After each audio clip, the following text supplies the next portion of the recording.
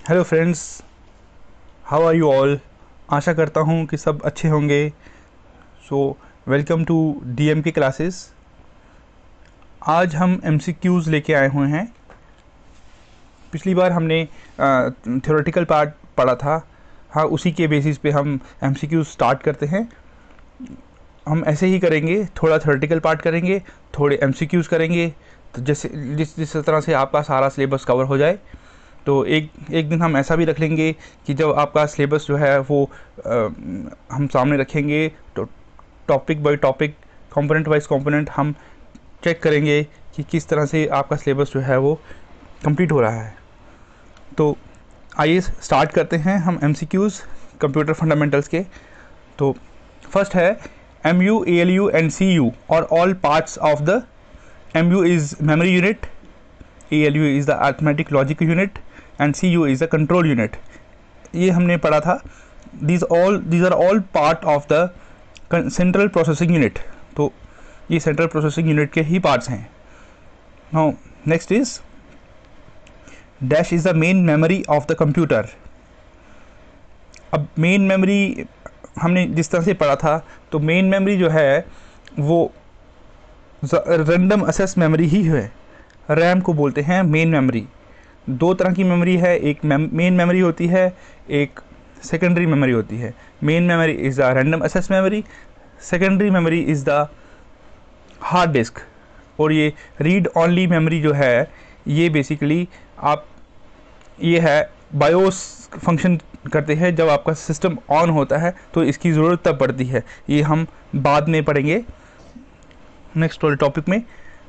Now question number third is what is the full form of GUI। तो GUI develop होने से पहले आपके सारे जितने भी सिस्टम थे, ये बेसिकली सारे के सारे डॉस बेस्ड थे। तो GUI जब आया तो इसका मतलब होता है ग्राफिकल यूज़र इंटरफेस। तो आपका फर्स्ट ठीक है। तो GUI बेसिकली विंडोज़ में ही फर्स्ट टाइम इंसर्ट हुआ था। तो उससे पहले सारे के सारे सिस्टम जो थे वो डॉस बेस्ड थे। Now next is a computer comprises how many types of memory। तो अभी मैंने बताया कंप्यूटर जो है इसमें कितनी मेमोरी होती है। तो only two memories are there, one is primary memory and other is secondary memory. Now next, which of the following are the physical parts of computer. तो फिजिकल पार्ट्स ऑफ कंप्यूटर जो है वो आपका hardware होता है। Physical part का मतलब ये हो गया कि जिसको आप टच कर सकते हैं। Next is which is the critical processing component in any computer. तो क्रिटिकल कंपोनेंट जो है जिसमें प्रोसेस कर सकते हैं वो आपका कीबोर्ड हो गया। कि जैसे आप कीबोर्ड से इनपुट देते हैं तो इनपुट जो है वो प्रोसेस होके आउटपुट में डालते हैं, तो वो CPU ही डालता है। तो क्रिटिकल प्रोसेसिंग कंपोनेंट जो है वो आपका कीबोर्ड है। Which is the main memory of the computer. तो ये फिर से वही क्वेश्चन है। मेन मेमोरी जो है वो रैम है, random access memory. Now question number 8, what is the name of the circuit board that contained within the processor of computer. तो उस सर्किट बोर्ड का क्या नाम होता है जो कंप्यूटर के प्रोसेस में होती है। That is motherboard. मदरबोर्ड का दूसरा नाम PCB भी होता है, प्रिंटेड सर्किट बोर्ड भी बोलते हैं इसको। Now next question, which component of a computer connects the processor to the hardware. अब कौन सा कंपोनेंट कंप्यूटर का ऐसा है जो प्रोसेसर को हार्डवेयर के साथ जोड़ता है। तो वो है मदरबोर्ड ही। प्रिंटेड सर्किट बोर्ड जो है वो बेसिकली जितने भी आपके कंप्यूटर का हार्डवेयर है वो प्रोसेसर के साथ जो है वो मदरबोर्ड में ही सारे ऑप्शन होते हैं कि आपके मदरबोर्ड जो है वो कंट्रोल करता है जितने भी हार्डवेयर आपके कंप्यूटर के साथ जुड़े हुए हैं। तो इसका आंसर मदरबोर्ड है। Now next is which is refer to the brain of the computer. Same, brain and heart दोनों जो है वो प्रोसेसर ही होता है। CPU इसका आंसर है। तो CPU में प्रोसेसर है, तो अब इसका सोल्यूशन प्रोसेसर ही है। Now next is how many parts are consists in a computer for information processing cycle. अब कितने पार्ट्स होते हैं कंप्यूटर में इंफॉर्मेशन को प्रोसेस करने में, मतलब वो जो साइकिल है, इनपुट डाल के प्रोसेसिंग करने के बाद आउटपुट आता है, फिर स्टोरेज होती है। तो ये 4 पार्ट्स में हम इसको करते हैं। इसका मतलब पहले इनपुट होता है, उसके बाद जो हम इनपुट करते हैं वो पहले स्टोर होगा, उसके बाद उसकी प्रोसेसिंग होगी, प्रोसेसिंग के बाद जो चीज़ इंटरमीडिएट रिजल्ट्स होंगे वो भी स्टोर होंगे, तो उसके बाद प्रोसेसिंग करते करते फाइनल प्रोसेसिंग पे पहुंचेगा और लास्ट में उसकी आउटपुट होगी। Next is which among the following if absent, अगर एब्सेंट होगा तो कंप्यूटर कंप्लीट नहीं होगा। तो ऐसा नहीं है कि माउस एब्सेंट होगा तो कंप्यूटर कंप्लीट, इस तरह से है। डीवीडी नहीं होगी तो कंप्यूटर कंप्लीट नहीं है, प्रोजेक्टर नहीं होगा तो कंप्यूटर कंप्लीट नहीं है, यूज़र नहीं होगा तो कंप्यूटर इनकम्प्लीट कहलाएगा, क्योंकि यूज़र ही जो है कंप्यूटर को चलाता है। अगर यूज़र ही ना हो तो कंप्यूटर किस काम का, कंप्यूटर को चलाने वाला यूज़र है, तो इसका आंसर यूज़र आता है। Next is what is the meaning of data. Data का मीनिंग अभी हमने पढ़ा था, that is a piece of information is called data. The raw information, जो इंफॉर्मेशन बनने से पहले जो आता है उसको हम डाटा बोलते हैं। Now next question, what is the name of programs that control the computer system. ये भी हमने पढ़ा था कि उनका नाम प्रोग्राम्स का क्या होता है, that controls the computer system, जो कंप्यूटर सिस्टम को कंट्रोल करते हैं। तो वो आता है सॉफ्टवेयर। सॉफ्टवेयर भी 2 तरह के होते हैं, एक होता है एप्लीकेशन सॉफ्टवेयर, एक होता है सिस्टम सॉफ्टवेयर। जो एप्लीकेशन सॉफ्टवेयर है वो आपकी सारी आ जाती हैं एप्लीकेशंस, जैसे MS वर्ड चला रहे हो, MS पेंट चला रहे हो, कोई गेम खेल रहे हो, तो ये सारी की सारी एप्लीकेशन सॉफ्टवेयर्स होती हैं। और जो सिस्टम सॉफ्टवेयर है, सिस्टम सॉफ्टवेयर में आपका आ गया ऑपरेटिंग सिस्टम्स। ऑपरेटिंग सिस्टम जैसे विंडोज़ है, लाइनक्स है, यूनिक्स है, अभी फ़ोन में एंड्रॉयड ऑपरेटिंग सिस्टम है। तो ये सारे के सारे सिस्टम को चलाने के लिए काम आते हैं, तो इसलिए ये सिस्टम सॉफ्टवेयर कहलाते हैं। Now next question is the physical component of a computer. अभी हमने पढ़ा था फिजिकल कंपोनेंट कंप्यूटर का फिर से हार्डवेयर ही होता है। तो हार्डवेयर जो है वो फिजिकल कंपोनेंट है। फिजिकल का मतलब जिसको आप टच कर सकते हो, और सॉफ्टवेयर वो होता है जिसको आप टच नहीं कर सकते हो। विच among the following allows a user to interact the computer। अब कौन कौन सी चीज़ें जो हैं वो इंटरेक्ट करती हैं यूज़र को कंप्यूटर के साथ, वो उसमें आता है कमांड लाइन इंटरफेस। जब आप कोई कमांड देते हैं, आप कंप्यूटर को कोई कमांड देते हैं, लिखते हैं, वो वाला इंटरफेस भी होता है कि यूज़र जो है वो कंप्यूटर के साथ इंटरेक्ट करे। और एक ग्राफिकल यूज़र इंटरफेस भी होता है। तो ग्राफिकल यूज़र इंटरफेस हो गया, जैसे आप माउस यूज़ कर रहे हैं,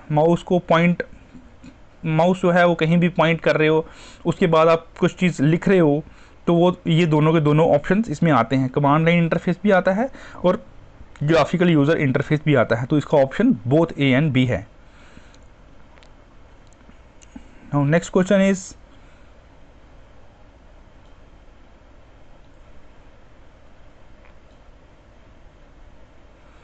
how many types of user interface consist in a computer.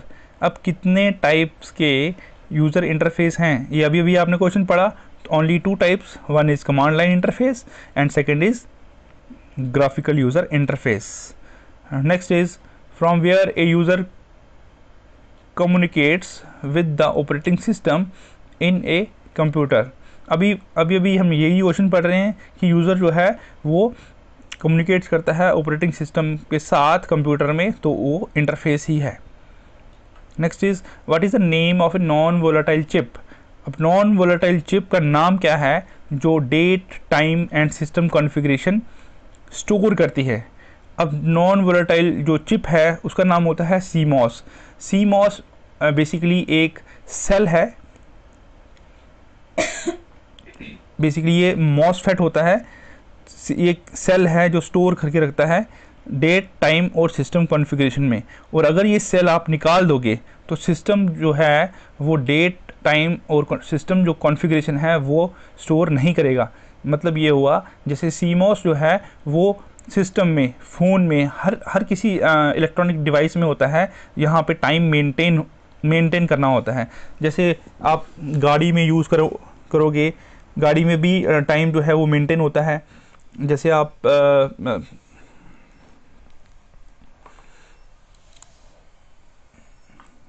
Computer system में यूज़ होता है सीमॉस, वहाँ पे राइट हैंड साइड बॉटम में टाइमिंग आती है। तो इस तरह से ये जो है सीमॉस जो है वो बेसिकली एक सेल है।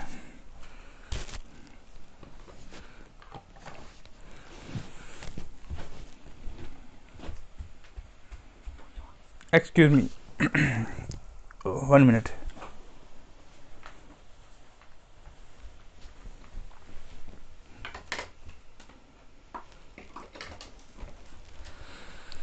नाउ नेक्स्ट क्वेश्चन इज, तो इसका आंसर सीमॉस है।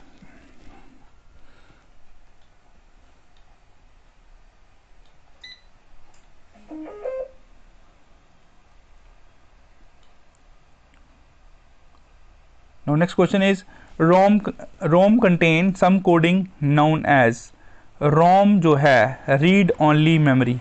ये अभी मैंने आपको बताया था, रीड ओनली मेमोरी जो है इसके पास कुछ कोडिंग होती है। अब ये कोडिंग उसको क्या बोलते हैं? ये basically basic input output system होता है। इसमें ये है कि जब आपका सिस्टम स्टार्ट होता है तो इसमें ऑपरेटिंग सिस्टम लोड होता है, और ये जो है ये सिर्फ जब सिस्टम स्टार्ट होता है तो रोम जो है बायोस, ये उस समय ही काम आता है। तो इसलिए रोम जो है वो बायोस के साथ इंटरकनेक्टेड है। ये हम आगे जाके पढ़ेंगे। तो next question is, what is a common measurement of unit of a computer memory? अब कंप्यूटर मेमोरी का कॉमन मेजरमेंट जो है वो बाइट में ही है।